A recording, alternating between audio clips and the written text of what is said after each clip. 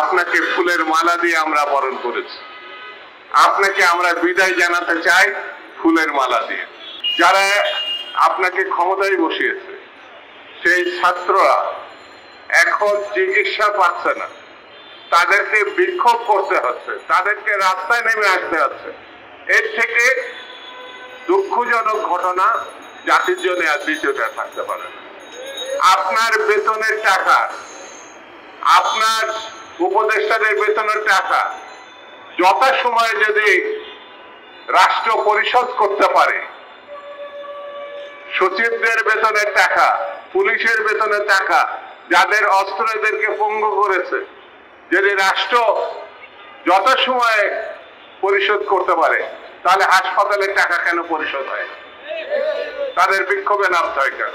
এই প্রশ্ন যদি সামনে আসে তাহলে আমাদের জন্য বিব্রতকর, কারণ এই সরকারকে আমরা সমর্থন দিচ্ছি।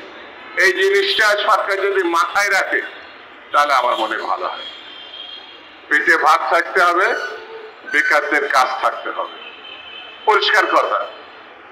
সরকার যদি মনে করে তাদের পক্ষে এই কাজ করা সম্ভব নয়, তাহলে পরে এই মুহূর্তে আপনার আনুষ্ঠানিকভাবে মিটিং এ বসে দিন তারিখ ঠিক করে যারা পারবে তাদেরকে আসার পথ সুগম করেন, নির্বাচনের ব্যবস্থা করেন।